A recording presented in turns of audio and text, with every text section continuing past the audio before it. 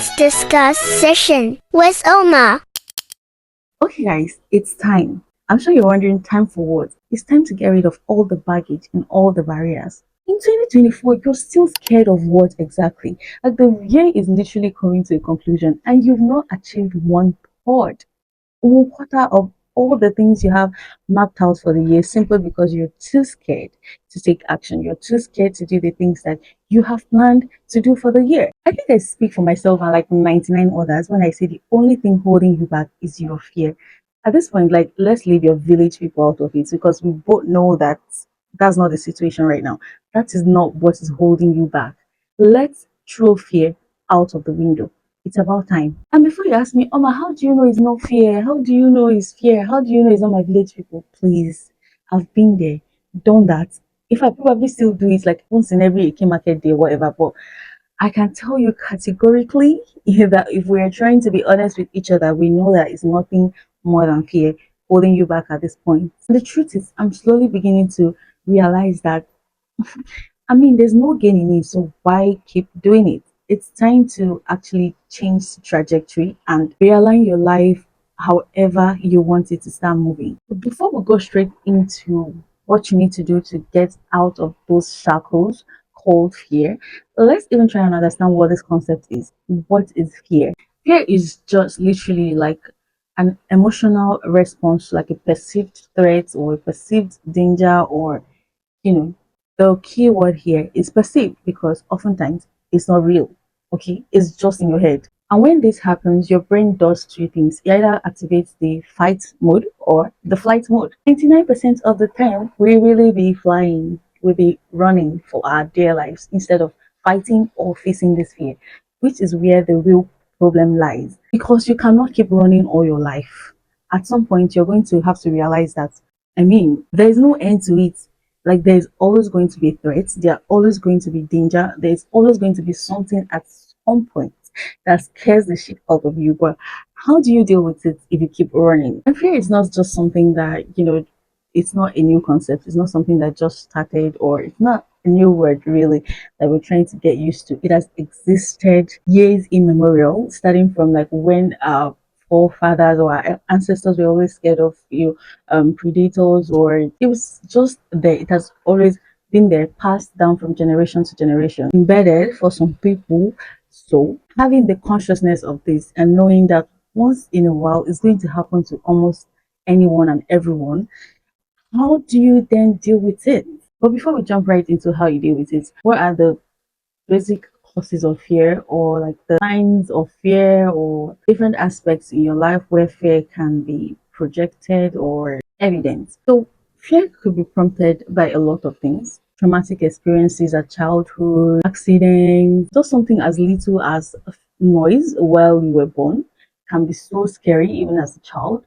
And it could come in different forms, shapes, sizes, or however you tend to put it. Okay, it could be fear of heights, fear of failure, fear of death, fear of commitment, fear of getting trolled. I mean, I could go on, but the list is endless. It literally means that at least once in a day, I don't know if the statistics is right, but like there's always going to be something to scare you. There's always going to be something that happens that shakes you up a bit. Okay, for some people it's innate, others like you pick it up from here and there, from your environment or from something that has happened, like a traumatic experience, like I've mentioned earlier. But the end result of it all is that it affects you psychologically, keeps you limited in some type of way, whether in action or decision making, and it could literally change the direction of your whole life if you don't deal with it. And when I say it could change the trajectory of your life or the direction of your whole life, it's not just in the decision that you make, it could also affect your health, it could affect the state of your entire well-being. It's that bad. Heightened fear or prolonged fear could lead to high blood pressure. We've seen that happen over and over in people's lives. Okay, so I'm going to tell you a story of fear, how fear held me back from going for a position that could have easily been mine if I tried. Because at this point, I think that yeah, that could have happened if I actually gave it a shot. We have this on-site promotional exam going on in my office. Bear in mind, I stay in Abuja, my office is in Lagos, and we had people travel all the way from Abuja and different parts of the country, right? Going back to Lagos for that example, what did I do? I was thinking, why would I waste all this money for flights or even travel by road, waste hours on the road and go to Lagos to take an exam? What if the exam doesn't go too well? What if I don't do well? I was literally scared. Or what if I even do well, right? This new role, what if I don't like the new role? What if this comes with so much more responsibility? And I was literally too scared of change. And that's another thing. That's another very significant part of fear of change. That has held a lot of people down in so many ways that you can't even imagine. So I was literally so scared, like, why would I want to go through all this stress? What if it doesn't work out? And if it does work out, what's the guarantee that I'm going to be very comfortable in this new position and excel in it? But how was I supposed to know if I didn't even give it a try? I let my fear hold me back.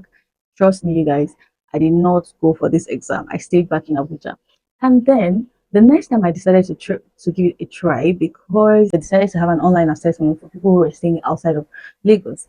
Guess what happened? Could not submit the assessments after writing because my network would not connect. My network just disconnected and I kept trying and trying and trying and I couldn't submit. If I tell you I cried my eyes out that day. The exam was not even as hard as I had expected, as I had envisaged. Like, why didn't I just take a leap of faith and go to the office and take the exam when others traveled for it? And I decided to take back and take it online. And now this happened, and I'm feeling like I could have, you know, and there was all that back and forth. And what exactly is the moral of the story? Never let fear hold you back. If you can afford to do it, do it. You literally have nothing to lose.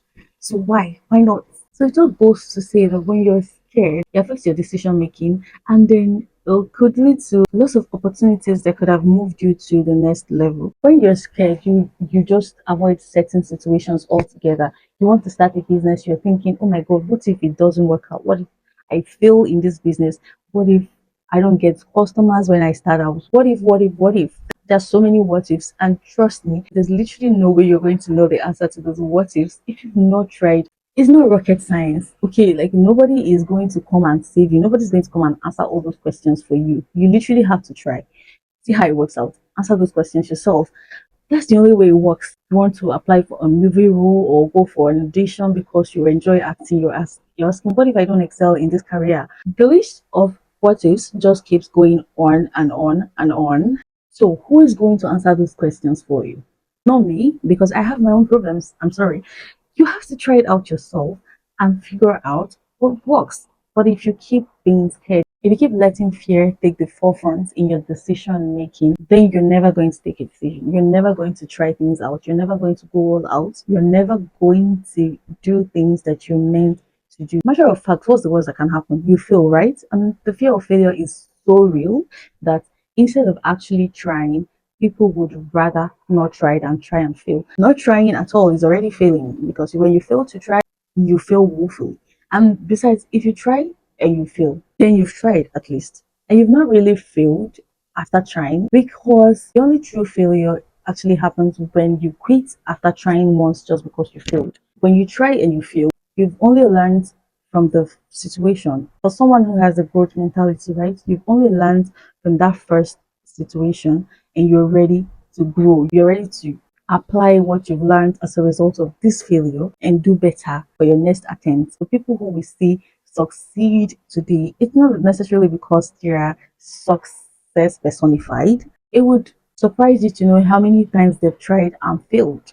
Ask Coca-Cola, ask a lot of CEOs or very renowned innovators that you know in this time and age or that you've heard of. Check their life history, check the track record, check how many times they tried and failed. You submitted an application for a job just once and you didn't get called back. So what? Submit 10 more, submit 20 more, submit 100 more until you're called back. If you decide to take a different route, try a business, try as many as you can, fail in them, learn from it, do better in the next one. Every 1% improvement you get and every 1% new lesson you learn from a failure would actually set you a step higher for the next decision you try to take. Then how would you learn that 1% if you didn't even try the previous one and failed? When you realize how much fear could hold you back, you will know how important it is to get rid of it and start making more informed decisions. The need to address the root cause of your fear can never be overemphasized. And how do you even start addressing it if you don't know what you're so scared of? Now,